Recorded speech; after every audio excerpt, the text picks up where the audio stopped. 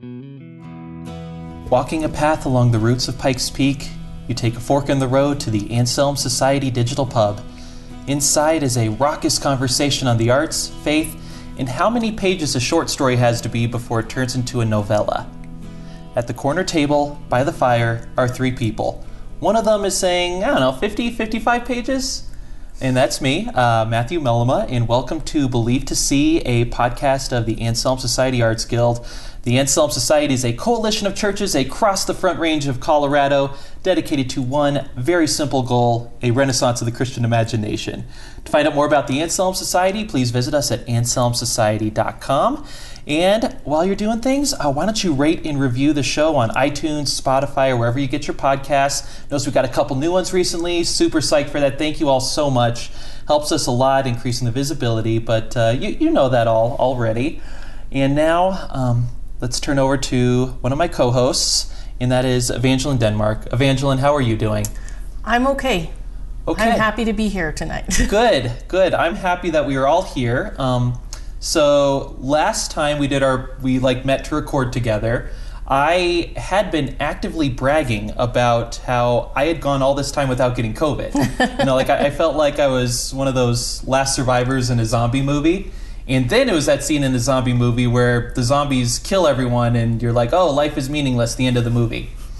Because I found out I had been exposed to COVID the day after the recording, so then me and my family all got it. And you have recently, you're still recovering. Yes. You told me you did not get it from me, and I trust that that is true and you're not just being nice. But, yes, I'm not being nice. If I had gotten it from you, you would know about it. You would have gotten angry texts.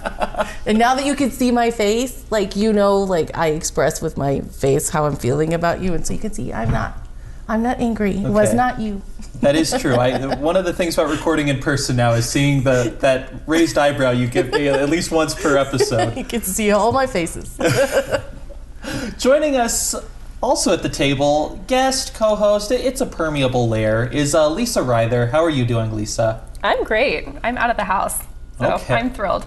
Well, great. Well, we are all together, and Lisa, I don't mean to put too much on this, but I have thought in the past you might be cursed. Yeah, no, it's true. Every single time I show up to do a podcast, your equipment just goes absolutely crazy. Yep. We've lost whole podcasts. Oh, yeah. Yes. We've tried multiple podcasts multiple times and just didn't work. Yeah. So we'll see. I don't know. The curse of the cathedral in Paris that shall not be named. Yeah. Oh, that one was listeners, bad. We had after really good.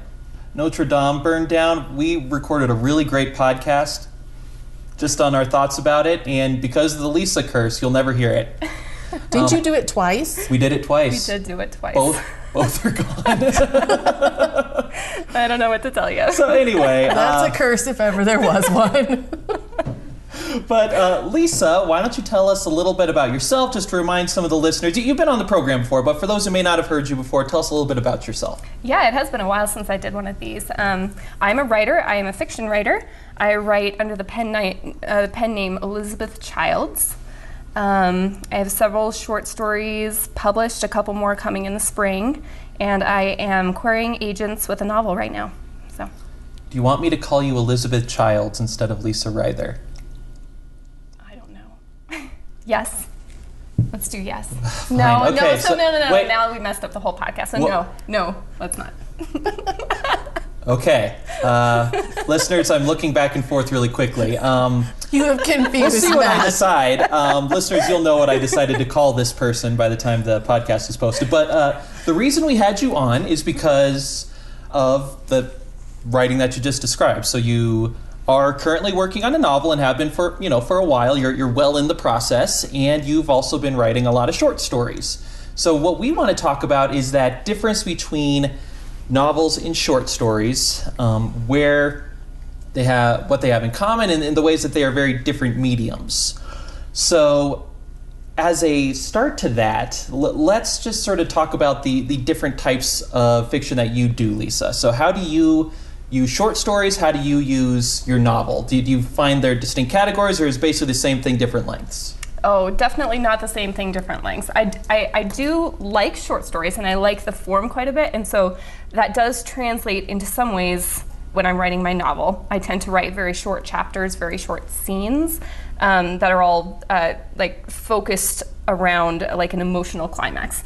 And that's what I do in my short stories. But the novel is very different. You don't have time in a short story to do anything that you could really do in a novel. So it comes together very differently. Okay. Evangeline, let's bring you in really quick on this too to make sure we're all on the same page. I'll tell you all, I have not attempted to write a short story in some time. I write just like short one-off things for like my website. I wrote like, I guess it was kind of a novella a while back. It's called Cyborg Evangelical. Check it out on my website. Ooh. Awesome. It takes place in the future when I'm an 85-year-old with my head stuck onto the body of a cyborg. And I predict a lot about the future. I don't want to give away too much, but already. Keep a lookout for President Kanye West in the very near future. Oh, gosh. But anyway, so that's me. Okay. Not serious short story stuff. Evangeline, are you exclusively a novelist, or do you dip your toe in the short story waters too? I dip my toe in the short story waters only when necessary. And by that I mean, I don't know what I mean. When I have to, when the story calls for it, or when whatever I'm working on calls for it, then I do a short story. But I would definitely not say that that is my strong suit. It's more of a necessary, I don't know, a necessary difficulty? Does that make sense? Yeah, and I'm thinking about the way I use short stories next to the way I use novels. Like, 99% of my fiction reading is novels, right? Yeah. I don't really read a lot of short fiction anymore. I will every now and then, but really, I think this is probably just a symptom of a lot of people. I read most of my short stories in college, because if you're an English professor, it's a whole lot easier to assign a short story than a whole friggin' novel. So I feel like that is a big part. And then when you're, a young English major, MFA, whatever, you write short stories. So I feel like that's kind of an academized field, which... Maybe. Yeah, I think, because I'm saying I do it when it's necessary. It's usually when I need to explore a certain topic that has to do with my research, which is usually related to a longer novel project. And I'm like, okay, I have to dig into this, myth and kind of work it out for myself. And so I'll rewrite that. And so, yeah, it is more of an academic exercise. So, and also related to that, too, I think with a lot more e-publishing, Lisa, or Elizabeth, whatever the heck I'm supposed to call you, so I do think with maybe a lot of e-publishing now, that can be more of a thing, because you see a lot of authors who will publish, like a short story is like an add-on or like a free giveaway that's sort of like your first try to get you hooked or whatever. Like you did that. You did something similar with... I did a novella. Yeah. A prequel. And you were talking about the difference, and I think it's not hard and fast where you delineate how many pages or how many words. I think more in terms of words than pages. So I would say, and you can let me know if you disagree or whatever, like more than 10,000 is a novelette. Less than 20,000, more than 10,000, less than 20,000 is a novelette. More than 20,000 to about 50,000 is a novella. I agree. Is that what you would say? Yep. Yeah. And I'm just going to throw a wrench in here that adds nothing to the conversation. My middle grade manuscript is just under 50,000 words. But middle grade is different. That is true. That is different. a different genre. So when I say novel, I'm not really thinking.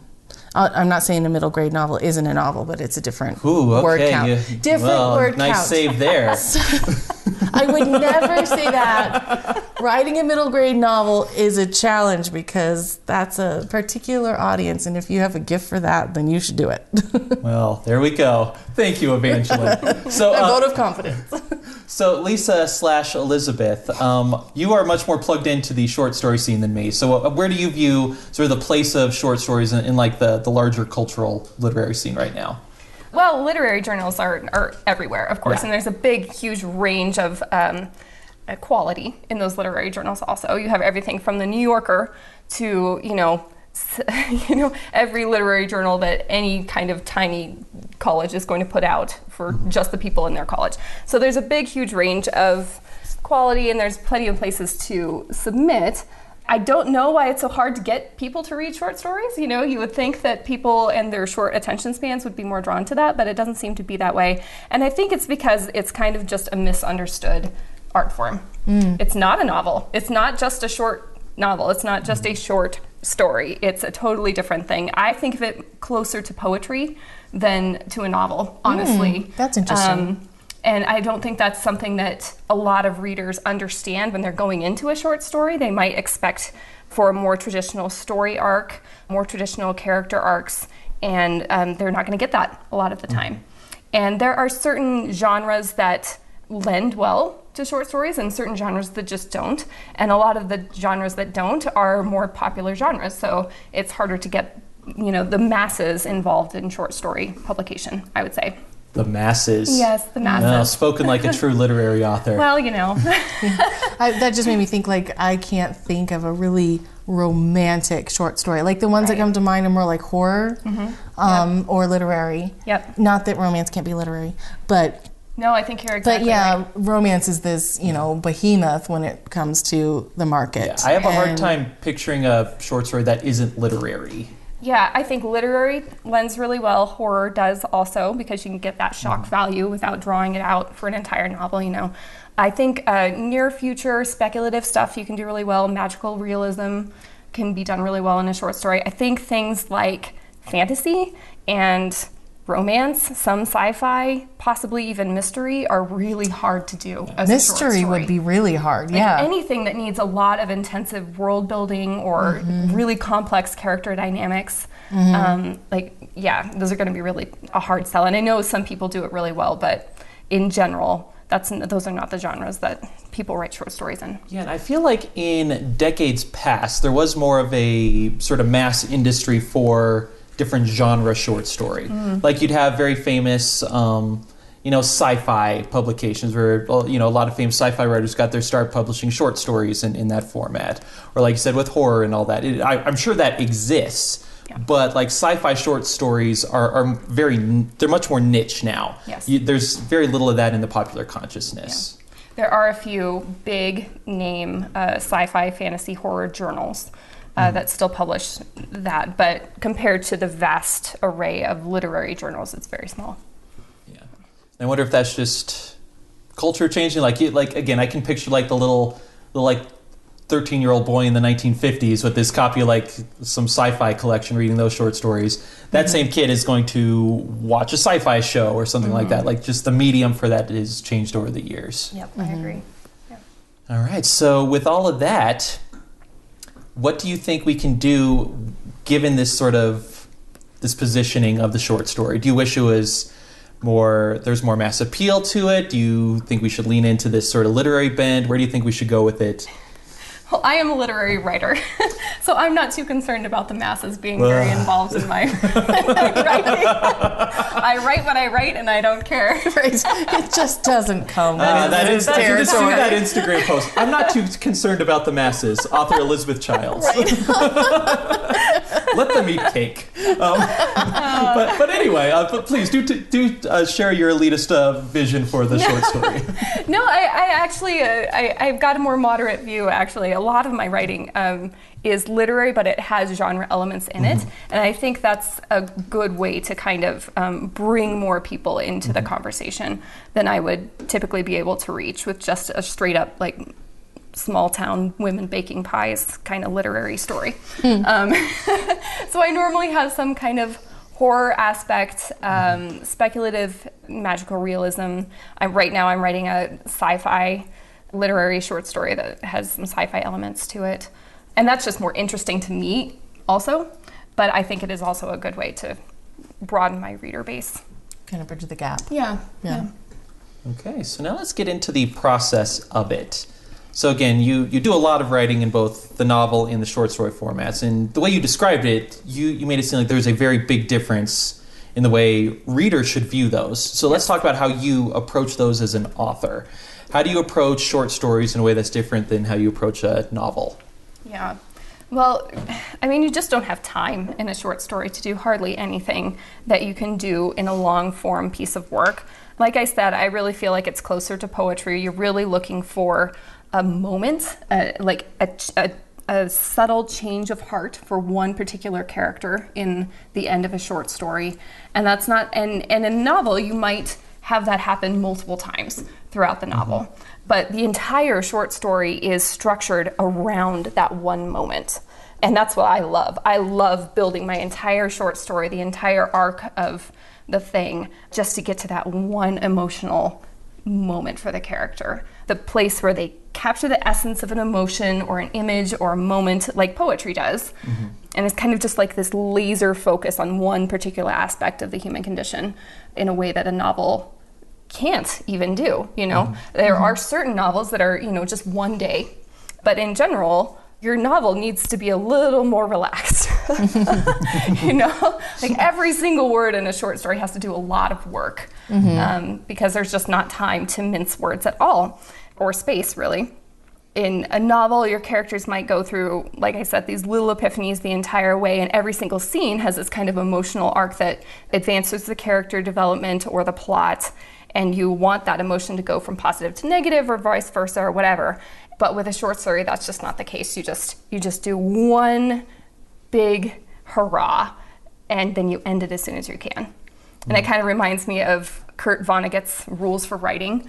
Like, most of them are applicable to like any kind of writing, but the two that really apply to short stories, he said, start as near the end as possible and give the reader as much information as possible as soon as possible. And so that's kind of how I approach my short stories. And that's not to say that I never leave anything to the imagination in my short stories, but there is a sense where you want the reader to be with you on the journey as much as possible from the very beginning. Like, suspense, not really. You don't really need that in a short story. What you need is tension, and that is having a vague idea of where the story is going, but being there for the ride to find out why and how it happens, instead of what is going to happen. And in a novel, you can play a little more, you have a little more freedom to use all of those things. You can use tension and mystery and suspense, and you just don't have time for that in a short story. Yeah, I'm thinking about book I talked about on one of our recent podcasts, A Pure and Easy by Susanna Clark. I mentioned her again. I may as well just get paid every time I mention her. But one of the pleasant things about that, and it's a novel, it's a shorter novel, but it's a novel, is you have no idea what's going on for the first like 10% or so of the book. And that is a luxury you have in that space where you can sort of let the reader get used to it, then slowly present the stuff. But it sounds like if you were to do that in a short story format, that would not work. You would need to get them in, get the reader the facts as soon as possible. Right. Yeah. I mean, you could do it. It wouldn't get published though, because you gotta you gotta hook those early readers also as soon as possible. So I think tone is really important in a short story. You know, like you mentioned, there's not space for a lot of world building. And so, like in a poem, it's all about your word choice. And you have to establish that so quickly. And that kind of like doubles for your world building, doubles sometimes for your atmosphere building. And I was just thinking about, you know, the comparison to poetry, and I like that. So my brain is like, ooh. So I was thinking about the turn in sonnets, you know, and the turn in a haiku, how, you know, you're kind of set up with this tone and this certain way of thinking. And then there's that turn at the end of, you know, oh, but it's this. And I think that's really, you know, a good way to look at a short story. Like you were saying, that like one change in emotion or in thought process at the end. It's a really good way of thinking about it. It puts a lot of pressure on what you're trying to do though. Like there's a lot at stake. If you don't hit that emotional beat right, like your story just fails, you know, you just are not successful.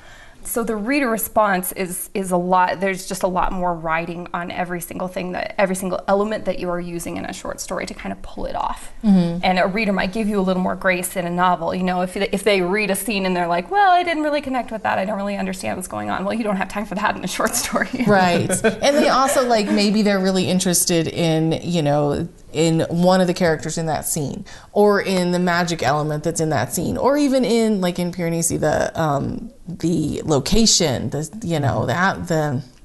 all of that. And you're like, wow, this is fascinating. So maybe I'm not invested in what he is feeling at this time, but man, this description of this architecture is amazing. Yeah, you have to do all of that, everything in a short story, like in that one scene or one setting that you have. So lots of pressure.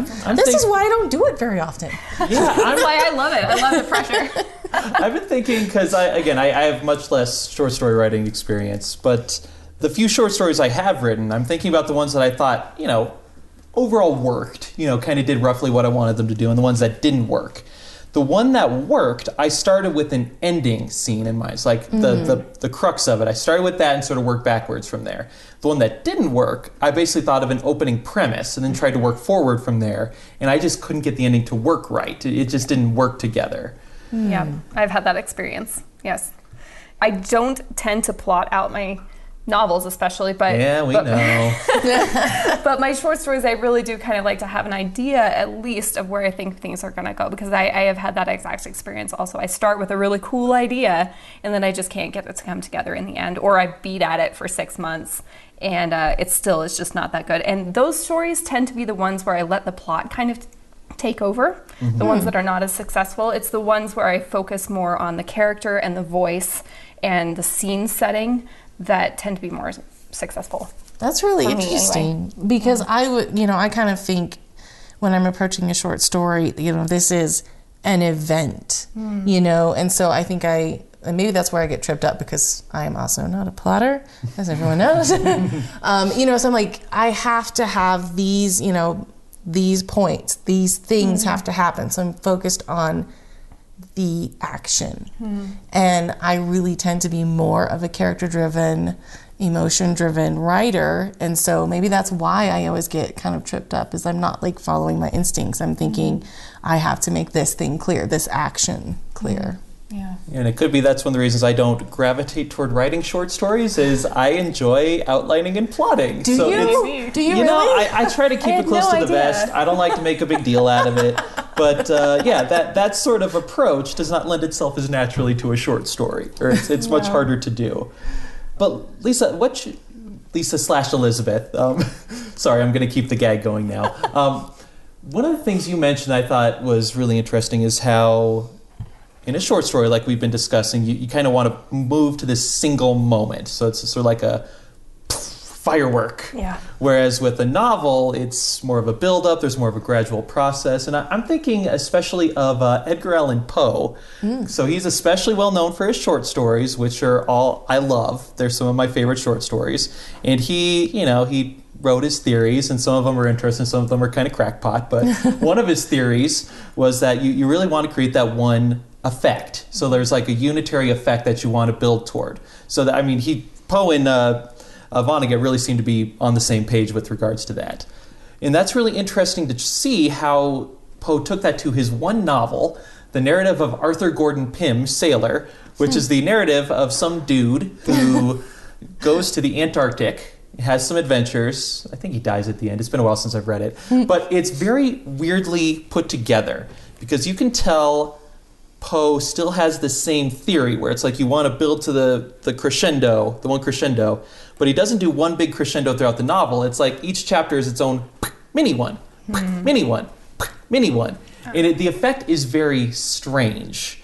So related to that, how would you, if Poe is here and he's, sober enough where he can take advice, how would you recommend that he rework Arthur Gordon Pym so it's not just basically a strung together series of short stories, and it's more of a cohesive novel? Oh, I don't know, because I probably have that same problem. I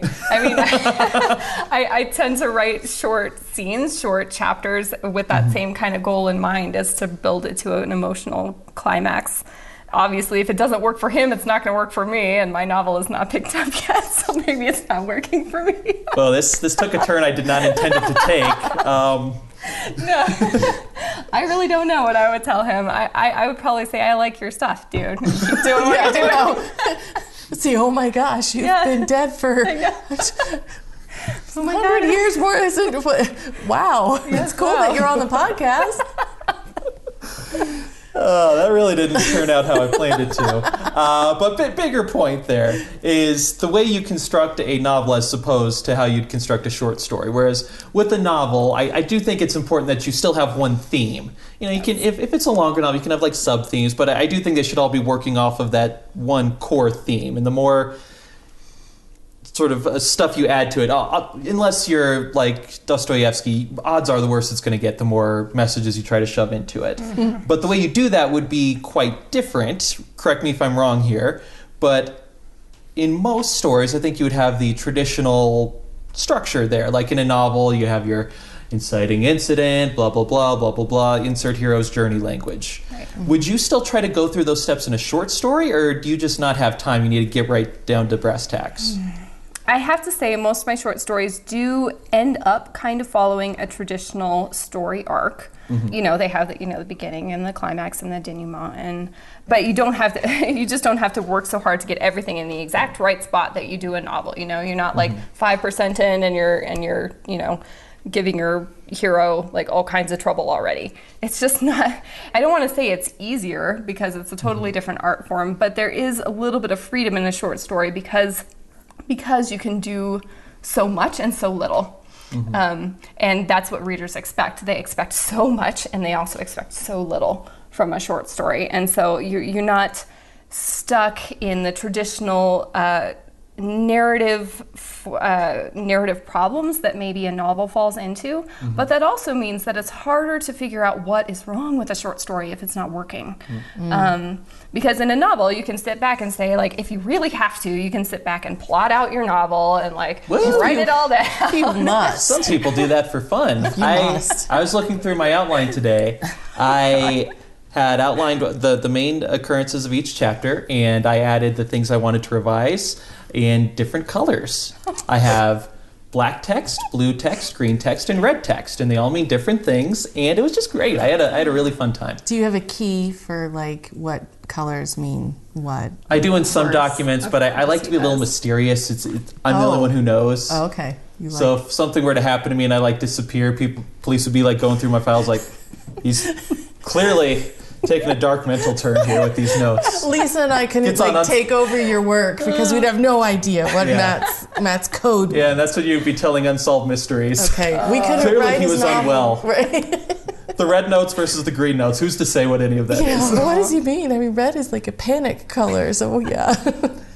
Well, with these clues? If you must know, green were questions I wanted to resolve throughout. Blue was one of the subplots I thought about incorporating in. And red were the additional elements that I thought strengthened the core theme. Okay. So now you know. So now we know. Great. Yeah, so anyway. Moving on. As you were saying. No, it's harder to figure out what's wrong with a short story if it's not working. Because you just kind of get this general sense of like, this isn't coming together. And a novel, you can maybe look at it and be like, okay, well, I have a soggy middle. I need to cut that down. Yeah. Well, there better not be a soggy middle in your short story to begin with. Yeah. Right? So that's one thing you can kind of rule out. But you can't chart your character arcs as cleanly. Yeah. It's hard to pinpoint where the plot is falling apart. And it really, I feel like it takes a lot more feedback from readers for a short story. I mean, you need a lot for a novel also, but it needs more. You need more feedback from readers for a short story to get it to a publishable level than I think a lot of people assume. Yeah. And I'm sure there are some writers that can sit down on their little computers and type out a short story and send it to the New Yorker and get it published with nobody else ever seeing it. But I am certainly not that person, and I take as much feedback as I can because you're building just to the one thing, right? And if it's not hitting correctly, it's really hard for me to know whether the things and the elements and everything that has to work so perfectly together is actually coming together correctly. So it's a different art form. It really is. I think maybe some writers come to short stories because they think maybe it will be easier because it's not as long as a novel, which is true. It doesn't take as long to write. And I like that. I do like that about short stories. You know, I can turn one around in a couple of weeks or a month, and I like that kind of instant gratification of starting something and being done with it and then moving on to the next story. And it's really nice. But there are pitfalls and there are problems that you can get into with a short story that you might not anticipate might cause some frustration for writers and readers. Okay, so before too long, I want to get to analyze some specific short stories. But before we do that, I have a question for you on our, what did we call it last time, Evangeline? Our index of rejection, our rejectometer. Oh, no. I don't remember the term. Okay, so anyway, on a previous episode, we did a point system for how many points to award to someone based on the pain of a rejection. If you present a novel and it gets rejected, that's 10 points. If you present like a one paragraph pitch for like an article and it gets rejected, that's only 1 point. We decided a poem getting rejected is 3 points. So given that scale, how many points would you do for a short story that gets rejected based on the level of work and energy and emotional heft that goes into it? You said a novel is 10? Oh, Novel's 10, poem Okay. is 3. 4 or 5? Okay. 5 maybe. I think 5. Yeah. It's like kind of right. Yeah. Yeah. Okay, I'll add that to the list. And yes, I'm keeping track of this stuff. We'll make a note. All right, so now let's start analyzing some specific short stories. So I have one short story that I want to sort of juxtapose against a novel because my short story is sort of the test run of a more famous novel. Lisa, I have no doubt you have prepared several that we can analyze. Well, I have my own I can talk about forever, but I also have one in particular that I really like that I could talk about for a while. Let's start with yours, one of yours, and we'll get to the other non-Elizabeth Childs. Okay. Okay, so let's start All with right. one of yours that we should analyze. So one of my favorite short stories is by Alice Munro. It's called Gravel. It was published by The New Yorker in 2011, I think. And it's a story about these two kids who go to live with their mom and her boyfriend in this trailer with their dog. And it's really about this traumatic experience that they go through. But the story is structured so well, and the narration is kind of is dreamy and romanticized and comforting and nostalgic until you get to the end.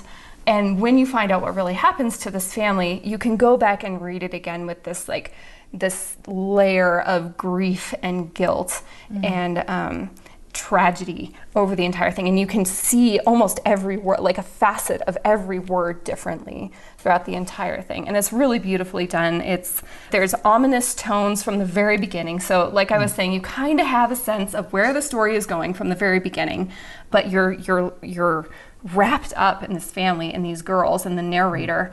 And so you're just along for the ride. And it's almost got this salesmanship quality to it, like how some salesmen will kind of make you sell to them. You know, they'll say like, are you really the right person for this thing that I'm selling? And you end up kind of selling yourself. And as a reader, I feel like that a little bit. Like I feel like I want to prove myself worthy of this story by the end, because this narrator is so generous and hospitable in bringing you into the story. And the world feels so much more expansive than it really is. Like, this story is only 5,000 words long, which is standard, you know, for a short story. But you feel like you have lived with these kids and their family their whole lives. And so you kind of want to prove yourself worthy of whatever tragedy they are concealing by the end. And so you're hooked. It's wonderful. It's a great story. So first off, a little note here. When Alice Munro wrote that, she was 80 years old. Oh, really? So good on her. But going back to the narrator, because obviously any sort of fiction that you write, the narratorial voice is going to be very important. Is it first person, third person limited, et cetera, et cetera. I'm guessing for these sort of things, it's particularly important because it needs to be so potent. Yes. So first of all, what did Alice Munro use? Was it first person, third, and how do you think it served this particular story? Yeah. This is in first person. It's past tense. And I think you can probably get the sense from the beginning that this is an older woman telling this story from when she was young.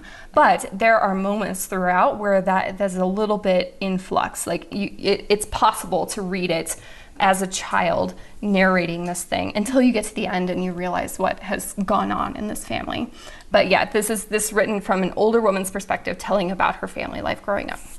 And I think it works really well because there is this layer of grief and guilt as to what happened in the end. And I won't spoil it, and you really need years of separation from the incident to the narrator to really get that sense of nostalgia and joy and also pain that can come along with that. And it feels a lot, I love it because it feels a lot like how you get to know anybody. You know, you hear people's stories and they start out happy and they start out joyful. And it's not until you've proved yourself to them and that they open up and they really share the bits of pain or suffering that are like underneath their stories. And that's exactly what this feels like. It feels like you're sitting and talking to a friend who is revealing her past to you. So it's really great.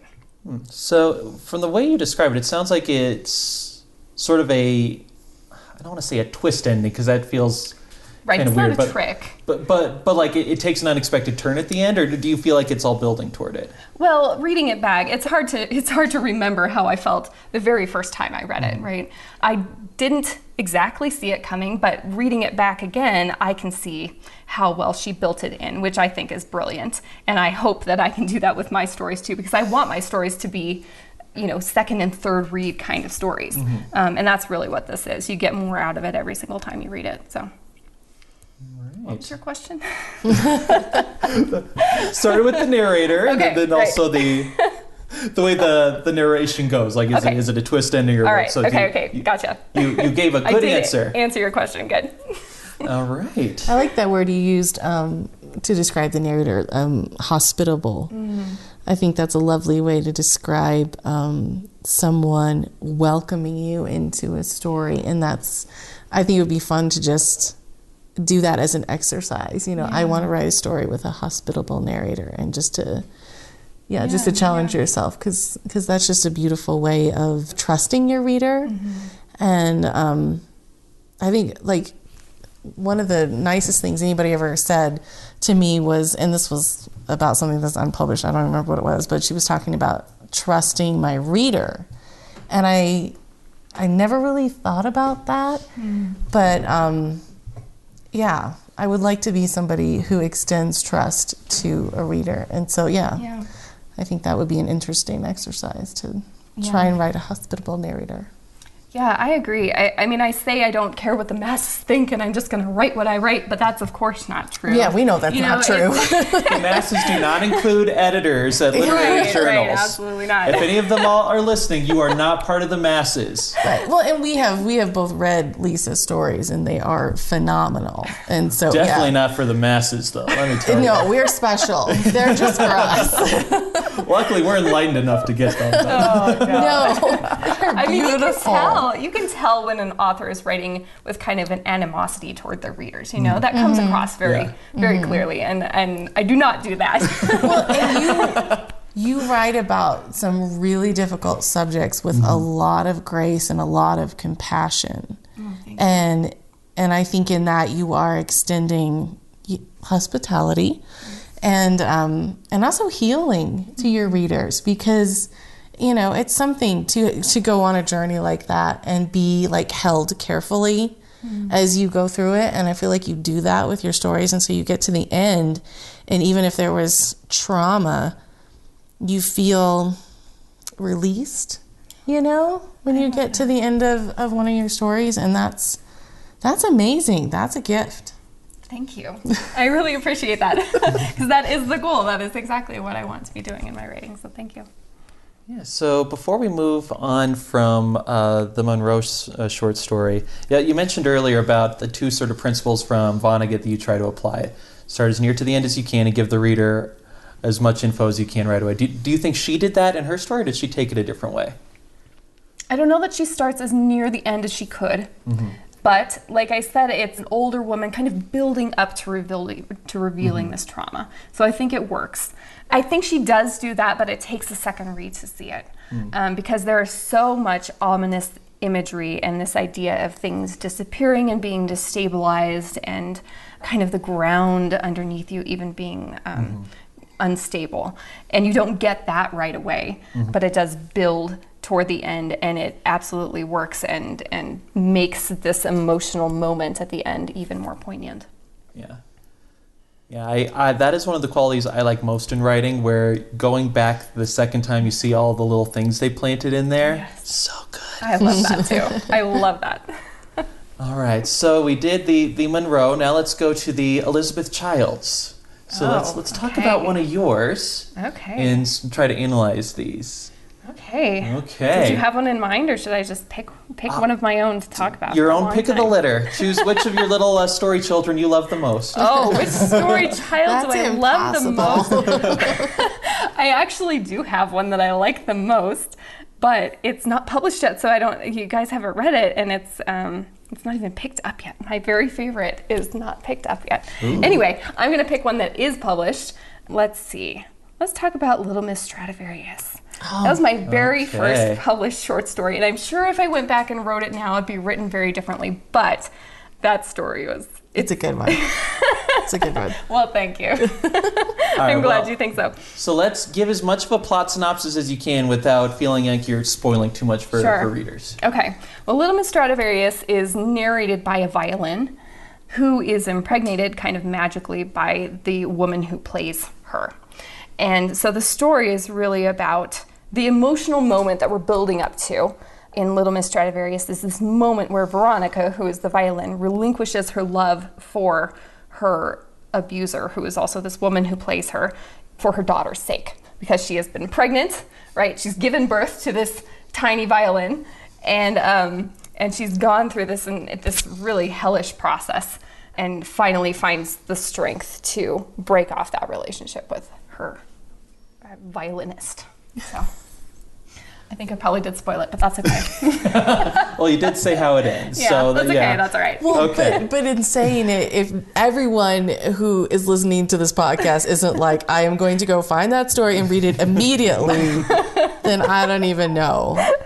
So you didn't, you just made it like completely irresistible. Oh, good. Well, that's good. So let's do this. Do you remember, going back to Poe, do you remember how he wrote The Raven, then he wrote this essay about his process of coming up with The Raven? And everyone, since the day he published, is like, that's not true. You're just guessing. But we still read it anyway. So let's do your version. So let's start with the kernel of the idea. Where did the kernel of this idea come from? I wrote this for a guild meeting. And there must have been some kind of prompt. It was probably something like music and creation or something like that. And I feel like most people talked about like music and creation. And I did not do that. I took it a totally different way and said, well, what if this violin gets pregnant? That's music and creation. So I'm not sure they quite had that in mind when they gave us that prompt, but that's what happened. They probably don't sit there and think, oh, where's Elizabeth? What is she going to do? How is Lisa? How is Elizabeth going to take this? They really should have We should prepare ourselves. I think I had this vision in my mind now, thinking back of this little family of Stradivarius violins with these little bow ties on, and their violinist also like this old man with his little bow tie on, and he would sit with them at dinner and talk to them and stuff, which is no part of the story now, but that's how it kind of started. It's just something that happened in your brain. Yes.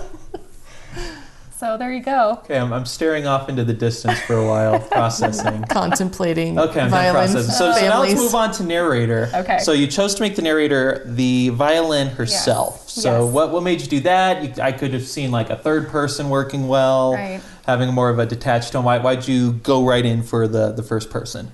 Well, almost everything I write is in first person. That's kind of my sweet spot. That's kind of, I really am best in first person. If I can do it and get away with it, I absolutely will. And it's just the most interesting place to start the narration for me. And like, if I'm going to have a story about a violinist and her violin, I'm going to make the violin the person with the voice. It's also nice to have her as the narrator because she doesn't have a lot of agency in the story. And so giving her the voice kind of balances that out a little bit. You get very into this violin's head and her inner processes as she's pregnant and giving birth to her daughter violin. But she's a violin, right? She's not like walking around and making things happen. And so you really kind of need her voice to make the story hold together.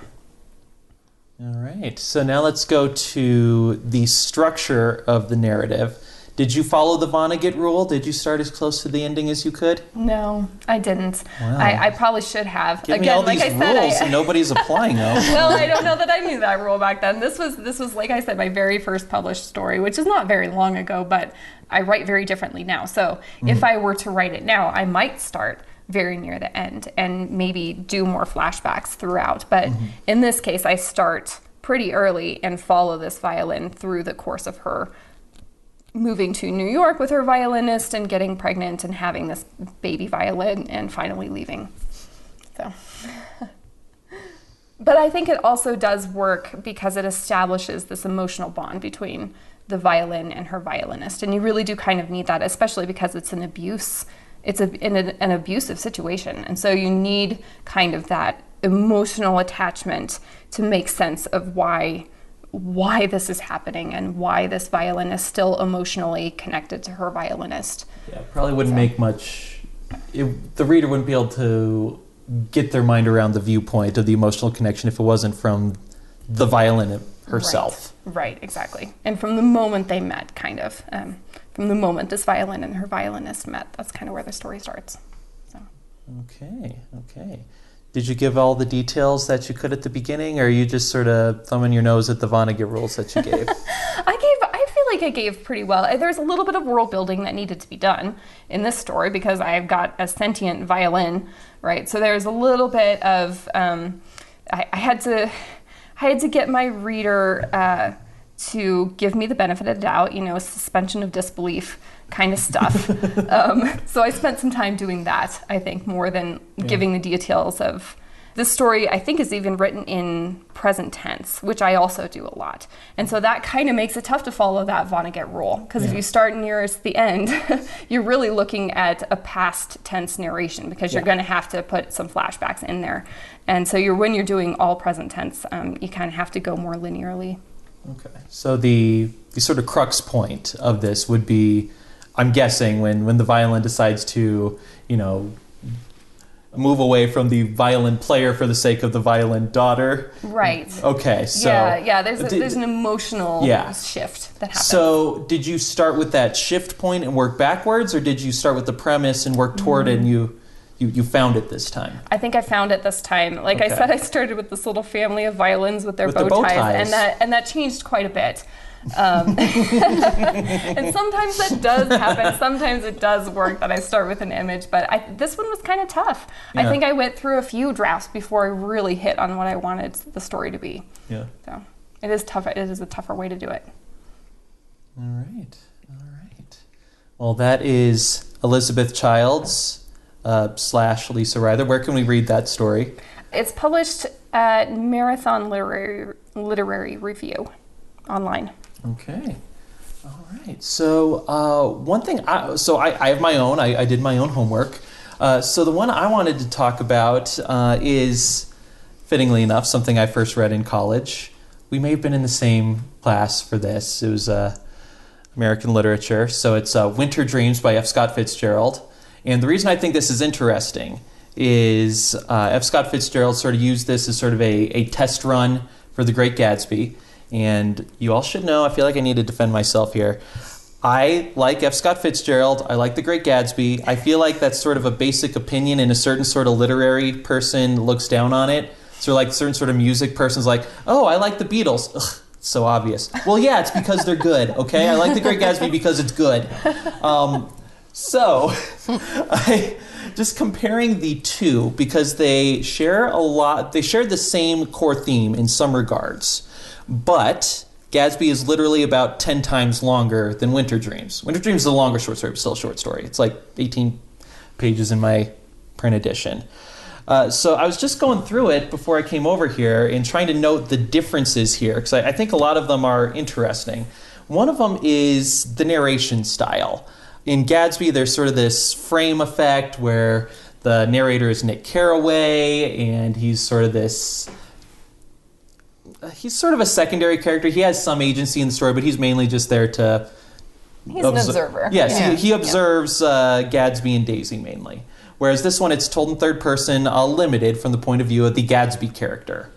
And also, the characterization is a lot more direct, so it takes a while to build up to who Daisy is. Jay's sort of Jay Gatsby, this mysterious character for a while. Whereas here, he just sort of, dives right into it. Daisy's...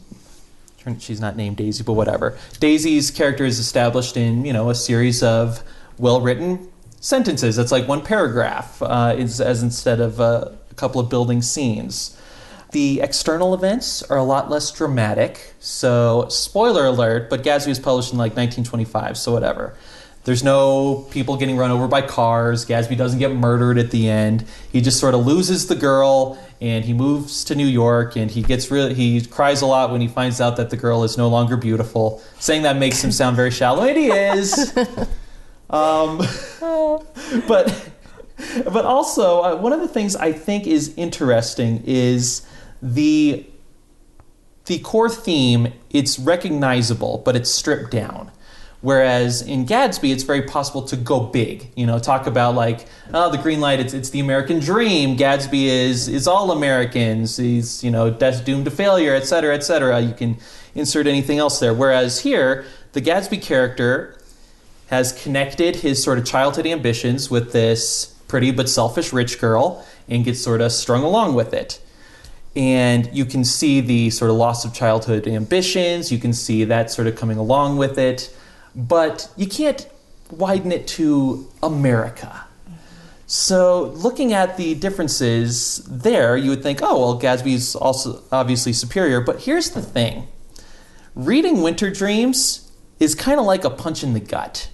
Like, I read it and I'm sucked in, then I come out like, whoa, what's going on here? Like, 'cause it's just so, it's sort of like the Gatsby theme Redux, right? Where it's just all of the major hits there, and he punches me in the gut, then he's like, all right, close the book and go get on with your life. So even though it's sort of a lesser target that he's aiming at, he's able to hit it with a little bit more punch. So, Lisa and Evangeline, I'm guessing you've both seen similar things. Like, it's a pretty common tactic for authors to sort of test out novel ideas in the short story form. So what's been your experience reading these sort of test cases and comparing them to the later novels? They both just made a face at me.